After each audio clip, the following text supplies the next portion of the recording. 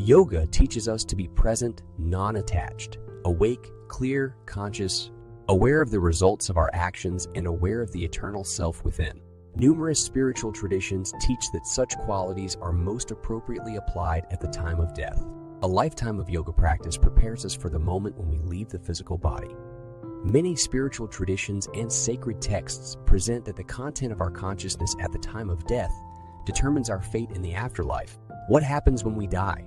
Do we have a choice to be born again, or can we be liberated from the cycle of birth and death? We can look to many Eastern traditions for instructions, teachings, and advice on what to do at this auspicious time.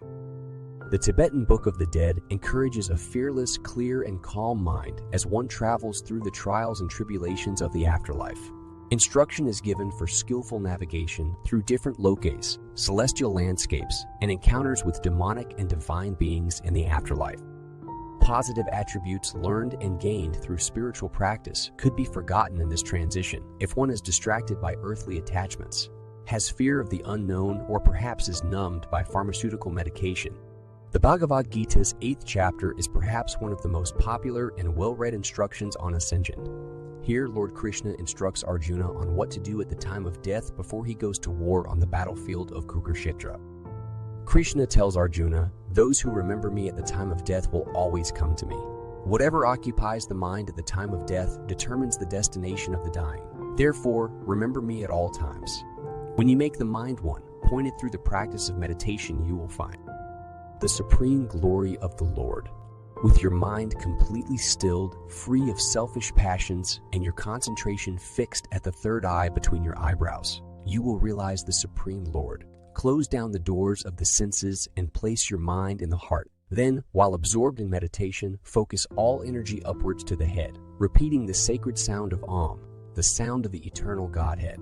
You will go forth from the body and attain the supreme goal, union with me. At the time of death, there are two paths that the soul may follow, Arjuna. One, the path of darkness and rebirth. The other is of light and liberation. Attain this knowledge through perseverance in yoga, and you will never be deluded again.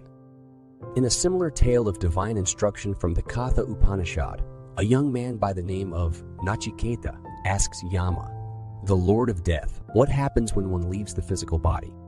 Yama hence explains the mystery of death. He tells Nachiketa, eternal peace and freedom from rebirth is attainable to those who recognize the self in their own hearts. The wise who still the mind and senses no longer chase after the objects of the senses and the world of change. Established in the self, they enter the unitive state, never to be separate from divine source again. When all desires of the heart are renounced, mortals become immortal, free from the wheel of birth and death. Yama continues, the self abides in the human heart in a form about the size of a human thumb, and from this heart area, there are 101 energetic pathways, nadis, leading from the heart. One leads to the crown of the head. This pathway leads to immortality. This pathway leads to immortality. The other pathways lead to death and rebirth. At the time of death, draw the self up towards the crown of the head and out of the physical sheath. Know thyself to be pure and immortal. The time of death is a great mystery. Spiritual traditions suggest that, at all times, we stay awake and alert with our awareness in the unitive state and our mind focused on the divine. We must be prepared to let go of a lifetime of attachments and desires, as our life could end at any moment. Such a task is ultimately challenging and could be considered the spadework of our soul. Dear friends, if you like this video, then please like, comment, and subscribe to my channel. And don't forget to click on the bell icon for more videos. Thank you for watching. May God bless you all.